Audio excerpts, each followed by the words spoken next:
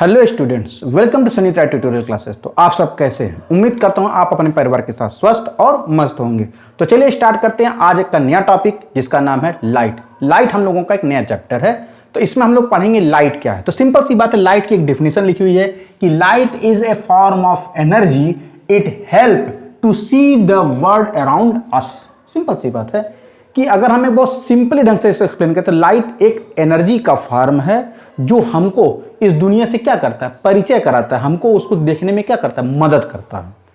तो अगर आपके मन में क्वेश्चन होगा कि सर लाइट किस प्रकार से हेल्प करता है हमारी आंखों को, तो देखिए लाइट एक एनर्जी है, एनर्जी, और ये इस एनर्जी में फोटॉन्स एनर्जी भरी होती है। और ये फोटॉन्स जो होते हैं हमारे 5 सेंस ऑर्गन में से केवल आंखों को ही क्या करती है, अफेक्ट करती है, उसी से उसकी सेंसिटिविटी को अफेक्टेड करती है। तो देखिए होता क्या है कि कैसे चीजों को देखने में मदद करती है। मान लीजिए कोई लाइट सोर्स है, यहाँ पे हम सूरज बना दिए हैं, आप बल्ब ले सकते हैं, कोई भी, लेकिन बल्ब कोई एक ऐसा सोर्स होना चाहिए जिससे लाइट इमिट हो। मान लिया ये वो ऑब्जेक्ट है, तो जब लाइट रोशनी उस पर पड़ती है तो वो उस ऑब्जेक्ट पे पड़ करके वो रिफ्लेक्ट होती है, और जब रिफ्लेक्ट होकर के वो आपकी आंखों पर पड़ेगी या आपकी आंखों पर केंद्रित होगी, तो आपकी आंखों में जो कोन सेल और रॉड सेल्स होते हैं वो सेंसिटाइज्ड हो जाते हैं और वो उस ऑब्जेक्ट की इमेज अपनी आंखों पर बनाने लगते हैं। तो इस प्रकार से लाइट जो होती है हमको वो चीजों में क्या करती है, देखने में हेल्प करती है। तो स्टूडेंट्स, हम लोगों का अपना अगला टॉपिक है लाइट रिफ्लेक्शंस या रिफ्लेक्शन ऑफ लाइट। तो क्वेश्चन होता है कि रिफ्लेक्शन ऑफ लाइट क्या है। तो आपकी बुक में थोड़ी सी लंबी डेफिनेशन है, उसको मैं शार्ट आउट कर रहा हूं।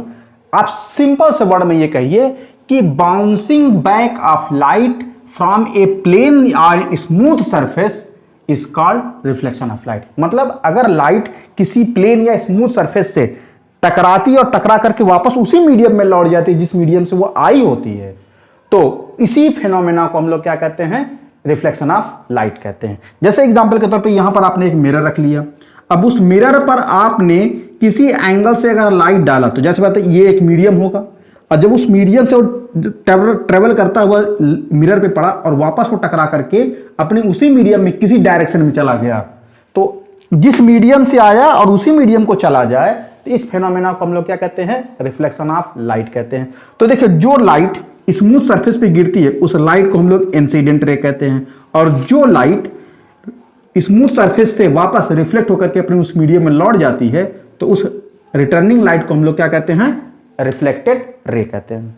तो स्टूडेंट्स, अब आ जाते हैं लॉ ऑफ रिफ्लेक्शन। तो देखिए लॉ ऑफ रिफ्लेक्शन 2 नियम पे बने हुए हैं। तो सबसे पहला नियम क्या है कि incident raise when fall on a smooth object and it will be reflected, then the incident angle is always equal to the reflected angle। अब आप कहेंगे सर इंसिडेंट एंगल क्या होता है और रिफ्लेक्टेड एंगल क्या होता है। तो देखिए अगर हम एक स्मूथ एंड प्लेन मिरर को ऊपर अगर कोई लाइट इंसिडेंट करते हैं और जो टकरा करके किसी डायरेक्शन में चली जाती है, तो अगर हम इसको बीच से डिवाइड कर दें, माने जस्ट ये कितने एंगल का होना चाहिए, 90 एंगल का होना चाहिए, तो जो लाइट इस पर पड़ती है उसको हम लोग इंसिडेंट रे कहते हैं। तो देखिए ये हिस्सा जो इसको 90 से डिवाइड करता है इसको हम लोग कहते हैं नॉर्मल। क्या कहते हैं, नॉर्मल। तो जो रोशनी यानी ये इंसिडेंट रे इस पे पड़ती है और वो रिफ्लेक्ट हो जाती है, तो ये इंसिडेंट और रिफ्लेक्ट को 2 एंगल में डिवाइड करती है। इसको हम लोग थीटा आर कह लें और इसको थीटा आई कह लें। तो हमेशा याद रखिए theta i is always equal to theta r, यानी इंसिडेंट एंगल रिफ्लेक्टेड एंगल की क्या होती है, बराबर होती है। और दूसरा रूल्स ये कहता है कि जो इंसिडेंट रे होती है और रिफ्लेक्टेड रे होती है और जो नॉर्मल है वो, तो तीनों एक पॉइंट पर आकर के मिलते हैं, और उस पॉइंट को अगर हम लोगों ने ओ नाम रख दिया है तो इसी एक पॉइंट पर होते हैं। तो ये सेकंड लॉ भी है कि इंसिडेंट एंगल या incident rays, reflected rays and normal always occur in a same plane and same point कह सकते हैं। तो स्टूडेंट्स आ जाते हैं characteristics of image form by plane mirror. मतलब अगर कोई प्लेन मिरर आपकी इमेज बना रहा है तो उस इमेज के क्या क्या कैरेक्टर होंगे। तो देखिए सबसे पहला कैरेक्टर यह है, the image form by plane mirror is of the same size and same shape as the object. कहने का मतलब कि अगर आप जब कभी शीशे में अपना चेहरा देखते हैं, तो जब शीशे में चेहरा देखते हैं तो आपके चेहरे का जो एक्चुअल साइज होगा वही साइज आपके शीशे के अंदर बनने वाले इमेज का भी होगा। यानी जितना बड़ा चेहरा आपका होगा उतना बड़ा उसका ही होगा। यानी सेम शेप सेम साइज, यानी शेप भी नहीं बदलेगा और साइज भी नहीं बदलेगी। अब आपके मन में क्वेश्चन होगा कि सर का आपने कहा सर मेरे घर के कुछ शीशे ऐसे हैं उसको देख रहे हैं मेरा चेहरा टेढ़ा मेढ़ा दिखता है। तो देखिए इमेज तभी टेढ़ा मेढ़ा दिखता है जब वो जो आपका जो मिरर रहता है, या अगर आपने उसको किसी लंबे समय के लिए धूप में रख दिया होगा, क्योंकि धूप में रखने पर मिरर क्या हो जाते हैं, टेढ़े हो जाते हैं, और जिसकी वजह से इमेज भी क्या बनते, टेढ़े बनते हैं। तो अगर वो प्लेन मिरर होगा तो वो हमेशा इस टर्म कंडीशन को फॉलो करेगा कि उसका शेप एंड साइज सिमिलर होगा। दूसरा है इमेज फॉर्म इज इरेक्ट, यानी अगर आप जब भी कभी प्लेन मिरर के सामने कोई भी इमेज रखते हैं तो हमेशा वो इमेज कैसा बनता है, सीधा बनता है। यानी क्या आपने कभी कभी देखा कि आपने शीशे के सामने खड़े होकर आपके चेहरे का आकार उल्टा बनता है? ऐसा नहीं है ना। हमेशा जब भी प्लेन मिरर कोई इमेज बनाएगा तो हमेशा कैसा बनाएगा, सीधा ही बनाएगा, दूसरे नियम की तरह। तीसरा रूल्स क्या कहता है, the image form is virtual. देखिए जो भी इमेज बनता है उसको हम लोग क्या कहते हैं, वर्चुअल बनता है। वर्चुअल इमेज कौन बनाता है, प्लेन मिरर बनाता है। अब आप कहेंगे सर वर्चुअल क्या होता है, तो देखिए ऐसे कोई भी इमेज जिसको आप पर्दे पर न बना सकें या पर्दे पर ले न जा सकें, तो ऐसे इमेज को हम लोग क्या कहते हैं, वर्चुअल इमेज। यानी अगर एक बार मिरर के अंदर आपकी इमेज बन गई तो मिरर के अंदर वाली इमेज को आप पर्दे पर न बना सके, तो ऐसी इस भाषा को या इस टर्म को हम लोग क्या कहते हैं, वर्चुअल कहते हैं। तो मैंने लिखा कि the image can not be obtained on screen. लेकिन अगर आप किसी लेंस से अगर आप जैसे कोई फोटो खींचते हैं या किसी लेंस से अपना फोटो खींचते हैं, तो लेंस आपकी हमेशा इमेज को स्क्रीन पर बनाता है, और वो भी कैसा बनाता है, उल्टा बनाता है। तो एक रियल इमेज होता है और एक वर्चुअल इमेज। रियल इमेज हमेशा लेंस से बनता है और वो उल्टा बनता है, और वर्चुअल इमेज हमेशा प्लेन मिरर से बनता है, वो हमेशा कैसा बनता है, सीधा बनता है। लास्ट कंडीशन है कि the image form is always same distance behind the mirror. कहने का मतलब अगर मान लिया ये आपका वो मिरर है और यहाँ पे मिरर की दीवार जो पेंट की हुई है, जो आपने देखा होगा सिल्वर क्लोराइड या सिल्वर नाइट्रेट का जो पेंट होता है, और यहाँ से अगर आप ये कह दें कि यहाँ पे अगर आप खड़े, अगर मान लिया आप मिरर से कितने मीटर पे खड़े हैं, 2 मीटर पे खड़े हैं, तो मिरर के अंदर जो आपकी इमेज बनेगी वो भी कितने मीटर पे बनेगी, 2 मीटर पर ही बनेगी। ये भी 2 मीटर पे ही रहेगा। यानी जितनी डिस्टेंस ऑब्जेक्ट की मिरर से होगी वही डिस्टेंस इमेज की मिरर से होगी।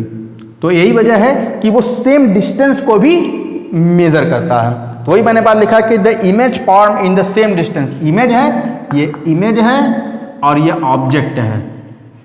तो कोई कह रहे कि the image form in the same distance, यानी ये डिस्टेंस क्या होगा, सेम होगा इनटू द मिरर। और लास्ट और अंतिम लैटरल इन्वर्जन। अगर कोई भी इमेज प्लेन मिरर से बन रहा है तो हमेशा वो लैटरल इन्वर्जन यानी उल्टा बनाएगा, यानी उस ऑब्जेक्ट को पलट देगा। जैसे एग्जांपल के तौर पे अगर आप मान लिया आपने देखा होगा कि अगर ये हम कहते मेरा ये हाथ शीशे के अंदर है तो मेरा ये हाथ उसका ठीक मिरर इमेज होता है। तो आप ध्यान से देखिए, ये हाथ जो मेरा स्क्रीन पे दिखाई देगा और ये हाथ मेरा जो यहाँ पे है, ध्यान से देखिए क्या दोनों हाथ सेम है। मेरा ये अंगूठा इस साइड है और इसका अंगूठा इस साइड है। सोचिए यही अंतर रहेगा कि यहाँ पर आपको वो ऑब्जेक्ट पलटी हुई दिखाई देगी। यही वजह है बच्चों कि आपने अगर कभी एम्बुलेंस वाली गाड़ी देखी होगी तो एम्बुलेंस के आगे जो एम्बुलेंस लिखा होता है वो उल्टा लिखा होता है। रीजन, क्योंकि जब भी सामने वाला ड्राइवर जो उसके गाड़ी के आगे चलता है अगर वो अपने मिरर पे देखता है तो लैटरल इन्वर्जन की वजह से वही ऑब्जेक्ट उसको मिरर में सीधी दिखाई देती है। तो स्टूडेंट्स, हम लोगों का अगला टॉपिक है formation of image by plane mirror. मतलब अगर हम किसी प्लेन मिरर से इमेज बनाते हैं तो कैसे बनता है। तो सिंपल सी बात है, उसके लिए हमको क्या चाहिए, पहले एक मिरर चाहिए। ये हमारा क्या है, मिरर है। अब मान लिया मिरर से अगर हमारा x मीटर डिस्टेंस पे या 20 सेंटीमीटर के डिस्टेंस पर कोई ऑब्जेक्ट है तो हमने यहां पर ऑब्जेक्ट रखा तो जाहिर सी बात है मिरर थ्योरी यानी मिरर कैरेक्टरिस्टिक है, इतने ही एक्स डिस्टेंस यानी एक्स डैश डिस्टेंस पे हमारा दूसरा ऑब्जेक्ट बनेगा। तो देखिए सबसे पहले इस मिरर से अगर लाइट आती है, सॉरी इस ऑब्जेक्ट से अगर लाइट आती है तो वो लाइट मिरर क्या करते हैं, रिफ्लेक्ट करती है हमारी आंखों की तरफ।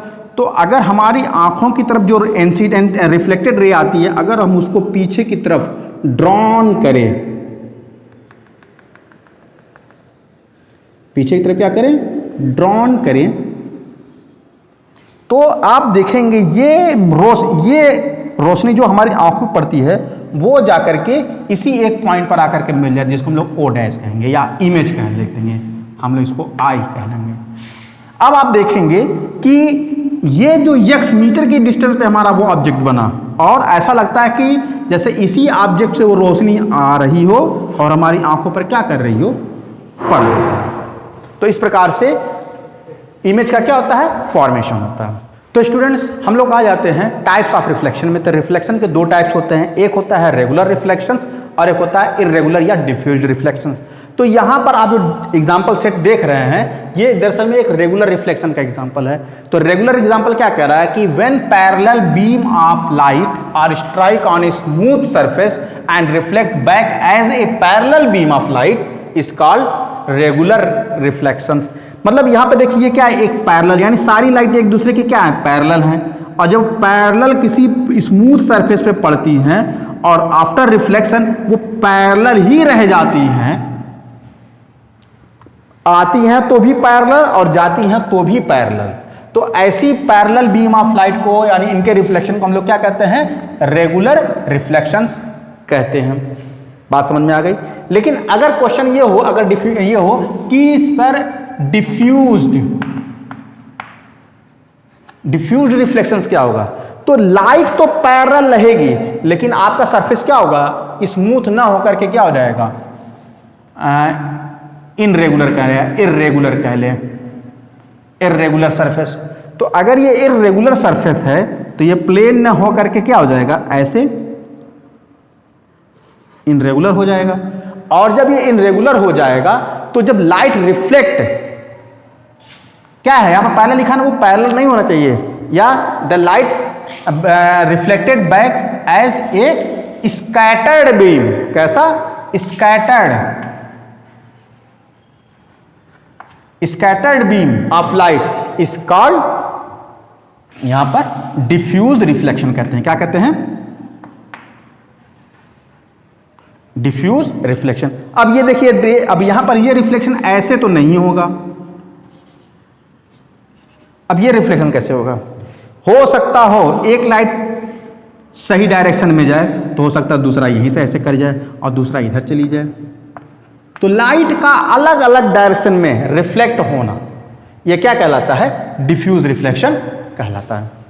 तो स्टूडेंट्स हम लोगों का अगला टॉपिक है luminous and non luminous object. तो क्वेश्चन ये होता है कि ल्यूमिनस ऑब्जेक्ट किसे कहते हैं। देखिए ल्यूमिनस वर्ड ही ऐसा बना हुआ है कि ऐसा कोई ऑब्जेक्ट जो अपने सरफेस से रोशनी को इमिट करे। जैसे आपने सूरज देखा होगा, तारे देखे होंगे, आपके घर के बल्ब देखे होंगे, ट्यूबलाइट देखा होगा, तो ये सब इनके पास खुद की रोशनी होती है और इसी रोशनी से क्या होते हैं, जगमगाते हैं। तो उसी ऐसे सभी ऑब्जेक्ट को हम लोग क्या कहते हैं, ल्यूमिनस कहते हैं। तो वही डिफिनेशन लिखी हुई है कि when an object emits light and glow its own light, और अपनी ही रोशनी से वो चमके, is called luminous object. Example में वही है सन, स्टार्स, कैंडल, बल्ब्स, ये हो जाते हैं। जबकि जो नॉन ल्यूमिनस ऑब्जेक्ट है ये ऐसे ऑब्जेक्ट होते हैं जो चमकते तो हैं लेकिन अपनी रोशनी से नहीं बल्कि दूसरे ऑब्जेक्ट की यानी दूसरी लाइट की रोशनी से। वो भी कौन सा रूल फॉलो करता है, वही लॉ ऑफ रिफ्लेक्शन। जैसे एग्जांपल के तौर पे आपने भोर का तारा देखा होगा, आपने देखा होगा जब आप उड़ते होंगे तो शाम के समय में आपने पश्चिम दिशा में और सुबह देखते होंगे तो पूरब दिशा में एक तारा जो बहुत तेजी से चमकता है। तो दरअसल में वो जो तारा होता है एक्चुअल में वो मरकरी प्लैनेट है, और वो मरकरी प्लैनेट सूरज की रोशनी से चमकता है, इतनी तेज चमकता है कि हमको लगता है वो एक तारा जैसा दिखता है। तो रीजन वही है कि when an object do not emits light, अब आपने देखा होगा क्या किसी प्लेनेट का अपना खुद की रोशनी होती है? नहीं होती है, but glow from the another light, लेकिन वो दूसरों की रोशनी से क्या होते हैं? चमकते हैं। जैसे आपने अपने ही प्लेनेट पे आपने मून देखा होगा, मून की अपनी खुद की रोशनी नहीं होती है, लेकिन वो सूरज की रोशनी से इतनी तेज चमकता है कि हमें धरती पर दिखाई देता है। और वो क्यों चमकता है? Because of light of reflection. और ऐसे ऑब्जेक्ट को हम लोग क्या कहते हैं? नॉन ल्यूमिनस ऑब्जेक्ट कहते हैं, जैसे प्लैनेट, मून, साइन बोर्ड। आपने साइन बोर्ड देखा होगा, कुछ रात में आपने सड़कों किनारों पर लगने वाली वो जो सिल्वरी कलर की जो आपने जो पट्टियां होती हैं, आपने देखा कि वो रोशनी बहुत तेज चमकती है। दरअसल में वो क्या होते हैं? शीशे के छोटे छोटे पार्टिकल्स होते हैं जो पिघला करके बनाए जाते हैं। तो जब रोशनी उस पर पड़ती है तो बहुत तेजी से क्या होता है? रिफ्लेक्ट होती है, जिसकी वजह से हमें वो चमकती है, जलती प्रतीत दिखाई देती है।